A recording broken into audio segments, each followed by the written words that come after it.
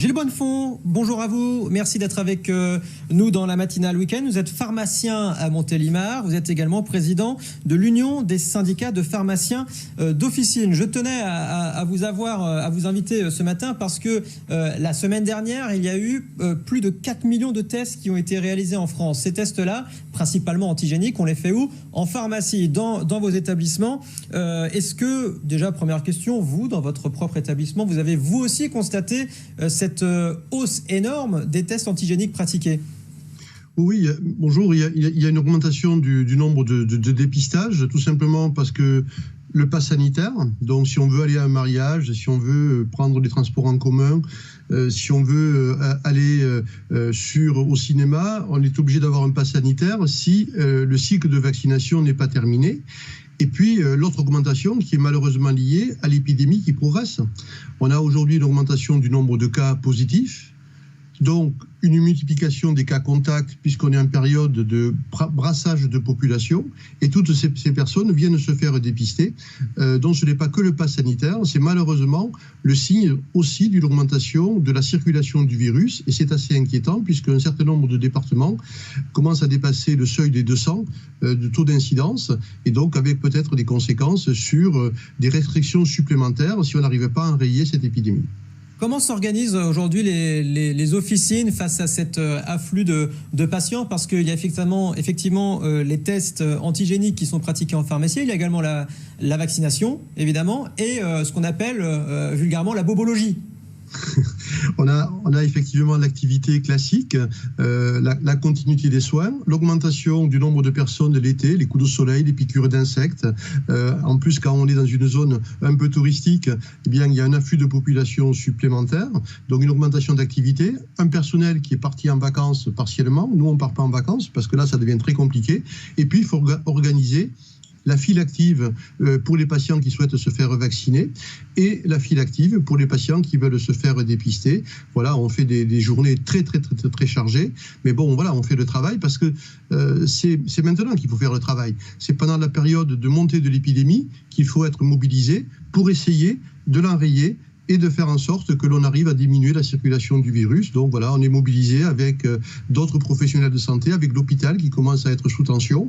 Et puis, on demande également aux médecins, aux infirmiers, bien de participer. Quand il va falloir faire des dépistages massifs à l'entrée de spectacles, à l'entrée d'autres activités, il ne faut pas compter que sur les pharmaciens. On fait le maximum. On a pratiquement multiplié par 2 notre capacité à réaliser des tests. C'est énorme. Mais voilà, on ne pourra pas tout faire si ça continue à ce rythme. Mais vous savez, hier, je fais du dépistage à la pharmacie. Une personne est venue se faire dépister parce qu'elle allait à un mariage ce week-end. Voilà, elle arrivait tranquille. Eh bien, elle était positive.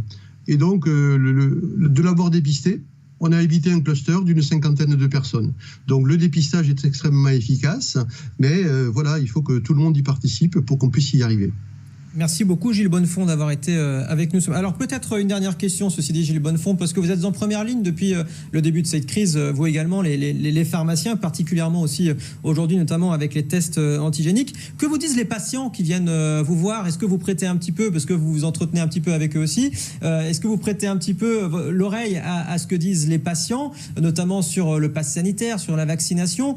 Les patients qui viennent aujourd'hui, quel est leur profil? Que vous disent-ils? Alors, on parle beaucoup, pas qu'un petit peu. Sur la vaccination, je trouve que les personnes sont plutôt positives, c'est-à-dire que ceux qui viennent aujourd'hui, ce sont ceux qui avaient retardé un petit peu leur décision et qui maintenant l'accélèrent et en disant bon, c'est plus la peine d'attendre, je me vaccine. Voilà, c'est plutôt cette population-là que l'on a aujourd'hui, plus les adolescents. Et là, on vient d'avoir la confirmation que le Moderna, l'autre vaccin qui est à disposition des pharmaciens en plus du Pfizer, va pouvoir être administré aux adolescents de 12 à 17 ans. Donc c'est plutôt une bonne nouvelle parce que ça leur permettra de préparer une rentrée un petit peu plus sereine. Pour les personnes qui viennent se dépister, bien sûr, c'est pour avoir accès au train, au bus, à certaines activités sportives. Et la plupart, c'est en attendant d'avoir fini leur cycle de vaccination. On a une très faible minorité de personnes qui nous disent rendez-vous dans 3 jours parce que je vais faire du dépistage tous les 3 jours, puisque maintenant c'est 72 heures. On a très peu de personnes qui sont dans cette situation. On en a quelques-uns.